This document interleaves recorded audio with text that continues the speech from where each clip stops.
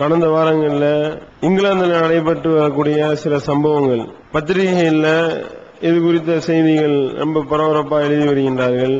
இங்கிலாந்தை பொறுத்த வரைக்கும் அங்கே ஜூன், ஜூலை, ஆகஸ்ட் இந்த 3 மாதங்கள் தான் கோடைகால விடுமுறை நாட்கள். அந்த கோடைகால விடுமுறை நாட்கள்ல இங்கிருந்து இந்தியா, பாகிஸ்தான், வங்கதேசம் இது போன்ற நாடுகள்ல இருந்து இங்கிலாந்தில் சென்று குடியுரிமை பெற்று அங்கே குடியிருக்கக்கூடியவர்கள் இந்த 3 மாதங்கள்ல இங்கே உள்ள உறவினர்களை பார்க்கறதுக்காக லீவ் எடுத்துட்டு வரக்கூடிய ஒரு நேரம்.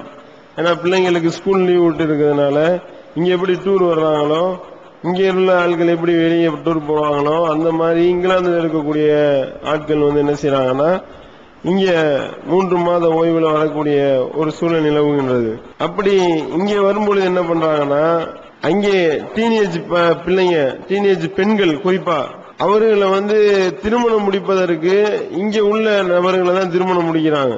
அவங்களுடைய உறவினர்கள் அங்கே இருப்பாங்க.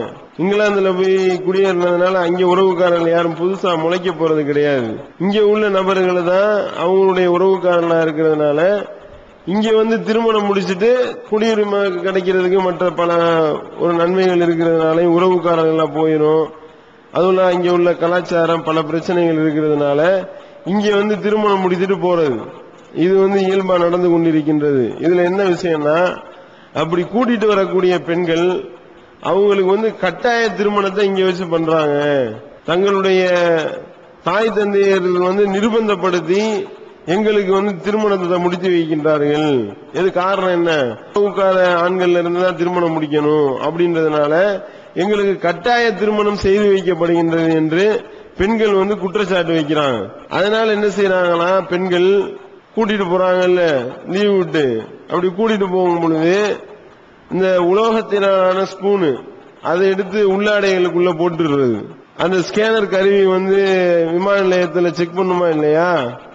அப்படி செக் பண்ணும் பொழுது பீன்னு சத்தம் வரும். என்ன அது உள்ள ஏதோ ஒளிச்சு வச்சிருக்கிறாங்க அப்படின்னு சொல்லி லேடிஸை தனியா கூட்டு போய் விசாரிப்பாங்களாம் விமான நிலைய ஊழியர்கள். விசாரிக்கும் பொழுது ஒண்ணும் கிடையாது, இந்த ஸ்பூனு தானே எடுத்து கொடுத்துட்டு இந்த மாதிரி கட்டாய திருமணம் பண்ணி வைக்கிறதுக்காக எங்களை கூட்டிட்டு போறாங்க, எங்களை எப்படியாவது காப்பாத்துங்க என்று சொல்ல, அதுக்கப்புறம் அது பெற்றோர்களிடத்துல இந்த மாதிரி கட்டாய திருமணம்லாம் பண்ணீங்கன்னா தொலைச்சு போடுவோம்னு சொல்லி அரசாங்க அதிகாரிகள் மிரட்டி, அதுக்கப்புறம் இந்த மாதிரி உள்ள செயல்பாடுகள் அடிக்கடி அதிகமா கடந்த மாதங்கள்ல நடைபெற்று இருக்கின்றது என்று செய்திகள் எழுதுகின்றார்கள். இந்த கட்டாய திருமணத்தை பொறுத்த வரைக்கும் பெண்களை வலுக்கட்டாயமாக திருமணம் முடித்து வைக்கக்கூடிய அவர்களிடத்துல சம்மதம் வாங்காம நான் யார்கிட்ட சொல்றேனோ அவனை நீ கல்யாணம் பண்ணு என்று சொல்லக்கூடிய ஒரு சூழல் அது இந்த வெளிநாடுகள்ல இருந்து அங்க போய் குடியேறக்கூடிய ஒரு இடத்துல நிறைய நடக்குதுன்றதுனால 2005வது வருஷம் தான் என்ன பண்றாங்கன்னா இது குறித்து ஒரு சட்டத்தை போடுறாங்க பிரிட்டன்ல. கட்டாய திருமணம்ன்றது கூட அதுல தவறுன்னு சொல்லாம திருமணம் முடிக்க சொல்லி அடித்து துன்புறுத்துவது தவறு அப்படின்ற மாதிரி ஒரு சட்டத்தை போடுறாங்களாம். அப்படி போட்டு அந்த சட்டமும் பயன் தரல.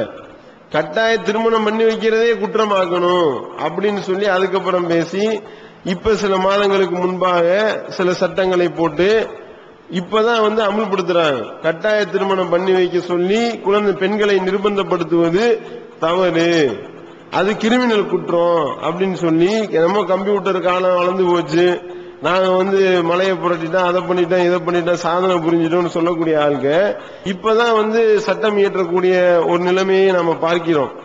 அதே மாதிரி சுவிட்சர்லாந்துல பாத்தீங்கன்னா போன மாசம் 1ஆம் தேதி தான் கட்டாய திருமணம் என்பது கூடாது என்று சொல்லி ஒரு சட்டத்தை கொண்டு வந்திருக்கின்றார்கள். யாரு கட்டாய திருமணம் பண்ணி வைக்கிறாங்களோ அது கிரிமினல் குற்றம், 5 வருஷம் சிறை தண்டனை என்று சொல்லக்கூடியதை பார்க்கின்றோம். இப்படி வளர்ந்த காலத்துல நாங்க மனித உரிமைகளை பேசுவதற்கு மனித உரிமை அமைப்புகள் என்ன, ஐநா என்ன, ஐரோப்பிய நாடுகள் சபைன்னு வைத்துக் கொண்டு நாங்க உலகம் உள்ள மக்களுக்கு உள்ள மனித உரிமைகளுக்காக போராடுகின்றோம் என்று சொல்லி மாதர் சங்கங்கள் பெருகிவிட்ட காலத்துல இப்பதான் கட்டாய திருமணம் குறித்து சட்டம் இப்பதான் இயற்றப்படுகின்றது. ஆனால் இஸ்லாமிய மார்க்கத்தை பொறுத்தவரையும் பாத்தீங்கன்னா இது இறைவனுடைய மார்க்கமாக இருப்பதனால படைத்த இறைவன் நமக்கு வழங்கிய அந்த மார்க்கத்துல 1400 ஆண்டுகளுக்கு முன்பாகவே நபிகள் நாயகம் ஸல்லல்லாஹு அலைஹி வஸல்லம் அவர்கள் இது குறித்து மிக தெளிவான ஒரு வழிகாட்டுதலை காட்டிவிட்டு சென்றிருக்கிறத நம்ம பார்க்கின்றோம். பெண்ணுடைய சம்மதம் இல்லாமல் முடிக்கப்படக்கூடிய திருமணம் ரத்து செய்யப்பட வேண்டியது. இப்படி நினைத்து பார்க்க முடியுமா? இப்பதான் உட்கார்ந்துகிட்டு கட்டாய திருமணத்தை கிரிமினல் குற்றமா ஆக்குனா என்ன அப்படின்னு சொல்லி ஆய்வு பண்ணி இப்பதான் கட்டாய திருமணத்தை தடை செய்யக்கூடிய ஒரு சட்டத்தை போடக்கூடியதை பார்க்கிறோம். ஆனால் நபிகள் நாயகம் ஸல்லல்லாஹு அலைஹி வஸல்லம் அவர்கள் 1400 ஆண்டுகளுக்கு முன்பாகவே பெண்களுக்கு இந்த உரிமையை கொடுத்து அல்லாஹ் தன்னுடைய திருமறையில சொல்லி காட்டுகின்றான். பெண்களை நீங்கள் வலுக்கட்டாயமாக அடைவது உங்களுக்கு அனுமதிக்கப்படவில்லை, அது உங்களுக்கு ஹலால் இல்ல இந்த அல்லாஹ் அழகா சொல்லி காட்டுகின்றான். 4வது அத்தியாயம் 19வது வசனத்துல பார்க்கிறோம். அதே மாதிரி நபிகள் நாயகம் ஸல்லல்லாஹு அலைஹி வஸல்லம் அவர்கள் சொல்லி காட்டுறாங்க, பெண்களிடத்துல சம்மதமாகி தான் திருமணம் முடிக்கணும். பெண்களுடைய கன்னிப்பெண் சம்மதம் சொல்லுவாளா வாயை திறந்து? அவளுடைய மௌனம் தான் சம்மதம். கணவனில் இருந்த பெண்ணா இருந்தா அவளிடத்துல வெளிப்படையான அனுமதியை பெற வேண்டும். இப்படி தெளிவா பிரித்து வழிகாட்டுறத பாக்குறோம். இப்படி ஒரு பெண்மணி கேக்குறாங்க, யா ரசூலல்லாஹ், என்னுடைய தந்தை என்னுடைய அனுமதி இல்லாம எனக்கு திருமணம் முடித்து வைத்து விட்டார் அப்படின்னு சொல்லி சொல்லக்கூடும் பொழுது ரசூல் ஸல்லல்லாஹு அலைஹி வஸல்லம் சொல்றாங்க, அந்த திருமணத்தை நான் ரத்து செய்கின்றேன். உன்னுடைய அனுமதி இல்லாமல் முடித்து வைக்கப்பட்ட திருமணம் ரத்து செய்யப்பட வேண்டியது, நான் ரத்து செய்யறேன்னு சொன்னோடனே அந்த பெண்மணி சொல்றாங்க, இல்லையா ரசூலல்லாஹ், என்னுடைய கணவர் எனக்கு பிடிச்சிருக்கு, இருந்தாலும் பெண்களுக்கு உள்ள உரிமையை நிலைநாட்டுவதற்காக, பெண்களுக்கு உண்டான உரிமை என்ன என்பதை மக்களுக்கு தெளிவுபடுத்துவதற்காக இந்த ஒரு சட்டத்தை உங்கள்ட்ட நான் கேட்டேன் என்று சொல்லக்கூடியதை பார்க்கிறோம். பெண்களுடைய உரிமைகள் என்ன, பெண்களுக்கு எப்படிப்பட்ட உரிமைகள் வழங்கப்பட்டிருக்கின்றது என்பது இப்ப கம்ப்யூட்டர் காலத்திலையும் உட்கார்ந்துகிட்டு பெண்களுக்கு ஆன்மா இருக்கான்னு சொல்லி ஆய்வு பண்ணிட்டு இருக்கிறாங்க. பெண்களை மனித லிஸ்ட்ல சேர்க்கலாமா, மனித குலத்துல இவங்க வருவாங்களா என்று ஆய்வு செய்து கொண்டிருக்கக்கூடிய நேரத்தில் 1400 ஆண்டுகளுக்கு முன்பாக இஸ்லாம் இத்தகைய அழகான உரிமைகளை வழங்கி இருக்கிறத பார்க்கிறோம். இப்படிப்பட்ட மார்க்கத்தை தான் என்ன சொல்லுகின்றார்கள், இந்த மார்க்கம் காட்டு மிராண்டிகளுடைய மார்க்கம், பிற்போக்குவாதிகள், இவர்கள் அடிப்படைவாதிகள், பழமைவாதிகள், பெண்களை கொடுமைப்படுத்தக்கூடியவர்கள். யாரு பெண்களை கொடுமைப்படுத்துறா, யார் பெண்களுக்கு உரிமையை மறுக்கிறா, இஸ்லாம் வழங்கி இருக்கக்கூடிய உரிமைகளை பட்டியல் போடுவோமா, நீங்க என்னென்ன உரிமைகள் போட்டு வச்சிருக்கீங்க, என்னென்ன உரிமைகள் கொடுத்து வச்சிருக்கீங்கன்னு ஒப்பிட்டு பார்ப்போமா அப்படின்னு சொல்லி அறிவுஜீவிகளையும் பிற மதவாதிகளையும், இஸ்லாம் அல்லாத என்னென்ன மதத்தில் இருக்காங்களோ அவங்களையெல்லாம் கூப்பிடுறோம், வாங்க உங்களுடைய மதத்துல பெண்களுக்கு என்னென்ன உரிமையெல்லாம் கொடுத்து வச்சிருக்காங்கன்னு வாங்க எங்களோட விவாதிக்க தயாரா? இஸ்லாம் எத்தனை உரிமைகளை எல்லாம் வழங்கி இருக்கின்றது பட்டியல் போட்டா போட்டுக்கொண்டே போகலாம்.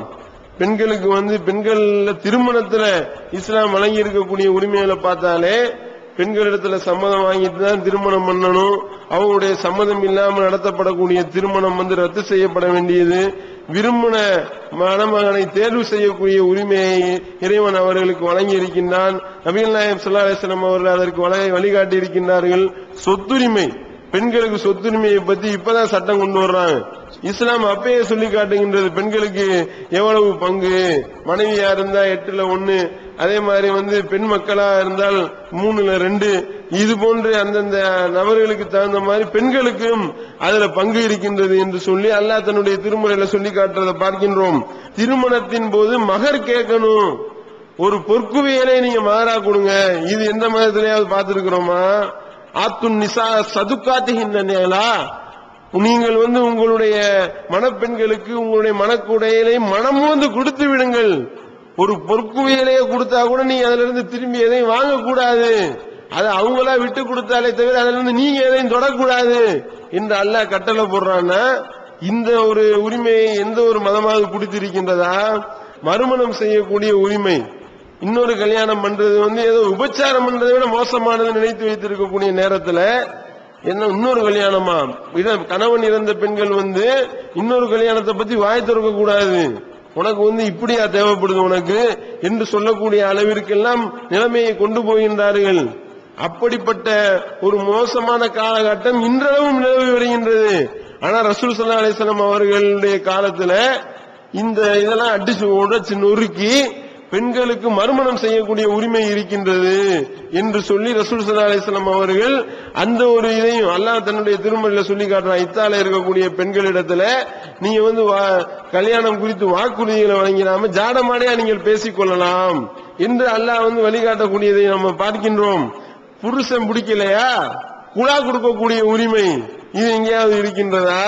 கல்லானாலும் கணவன் புல்லானாலும் புருஷன் சொல்லி இப்படித்தானே இவர்கள் சட்டம் இயற்றி வைத்திருக்கின்றார்கள்.